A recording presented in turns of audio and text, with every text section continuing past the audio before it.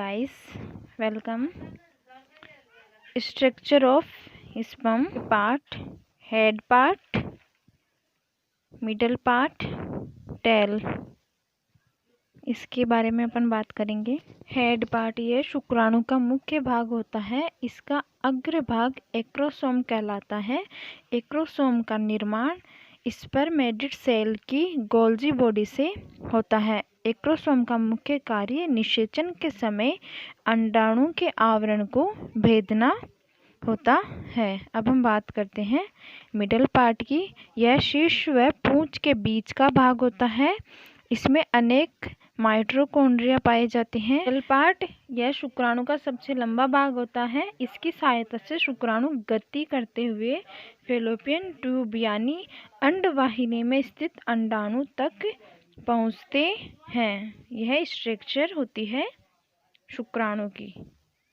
हम next point की बात करते हैं युग्मक जनन, शुक्राणु जनन, गैमेटोजेनेसिस। शुक्र जनन नलिका में स्पर्मेटोगोनिया कोशिका द्वारा शुक्राणुओं के निर्माण की क्रिया को शुक्र जनन कहते हैं। शुक्र जनन नलिका में जनन पर स्पर्मेटोगोनिया सेल उपस्थित होती है। इसमें गुणन प्रक्रिया द्वारा संख्या में वृद्धि होती है, जिससे अनेक स्पर्मेटोगोनिया सेल्स बनती है।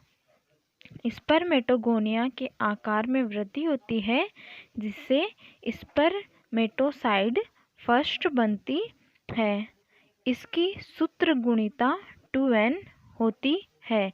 इसमें मियोसिस डिवीजन फर्स्ट द्वारा स्पर्मेटोसाइड सेकंड सेल का निर्माण होता है। इसमें फिर से मायोसिस डिवीजन सेकंड द्वारा स्पर्मेटोसेल का निर्माण होता है। सेल में कायांतरण होता है, जिससे शुक्राणु बनते हैं। अब हम बात करते हैं अंडजनन प्रक्रिया की। महिलाओं में अंडाशय से अंडाणु बनने की प्रक्रिया को अंडजनन कहते हैं। लड़कियों के अंडाशय में भ्रूण अवस्था में ही लाखों oogonia सेल का निर्माण होता है। इनकी संख्या किशोर अवस्था आने तक 60 से 80 हजार तक रह जाती है। किशोर अवस्था में इन पुट्टिकाओं से प्राथमिक पुट्टक का निर्माण होता है। प्राथमिक पुट्टक धीरे धीरे विकास होकर द्वितीयक पुट्टक बनाता है। द्वितीयक पुट्टक में अंडाणु के चारों ओर ग्लूकोलोसा सेल कणिका में सेल जमा हो जाती है। बीच में एक द्रव्य से भरी गुहा का निर्माण होता है, जिसे एंट्रम कहते हैं। द्वितीयक पुट्टक विकसित होकर तृतीयक पुट्टक में बदल जाता है। तृतीयक पुट्टक ग्राफियन पुट्टक के रूप विकसित हो जाता है। ग्राफियन पुट्टक से आवर्तक चक्र के 14वें दिन अंडाणु बाहर निकलता है। इस प्रक्रिया को अंडोत्सर्जन कहते हैं।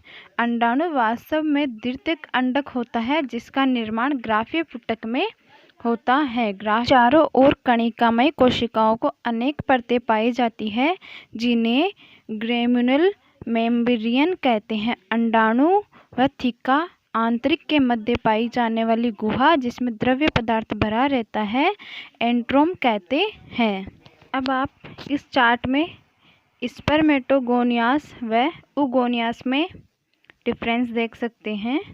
कंपैरिजन होता है, या आप इस चार्ट से समझ सकते हैं। सबसे पहले लोकेशन, स्पर्मेटोगोनियासिस में टेस्टिस, oogonia में ovary. Number of gametes product, life long product, fix amount मतलब ओनली 4000 मीटर। गैमेट्स पर गैम सेल्स स्पर्मेटोगोनियोसिस में 4 होती है, oogoniosis में 1 होती है। Timing of gamete formation, continuous यानी any time, once a month. Timing of gamete release any time, monthly cycle. बात करते हैं नेक्स्ट पॉइंट, निषेचन। नर युग्मक शुक्राणु व मादा युग्मक अंडाणु के संलयन को निषेचन कहते हैं। अंडाणु व शुक्राणु के बीच निषेचन की क्रिया की जाति विशेष जीवों में होती है वो। निषेचन के समय अंडाणु द्वारा फर्टिलाइजिंग का स्त्रावण होता है। इसी समय शुक्राणु से एंटी फर्टिलाइजेशन का स्त्रावण होता है। निषेचन के समय शुक्राणु का केवल शीर्ष भाग ही ओवम में प्रवेश कर पाता है।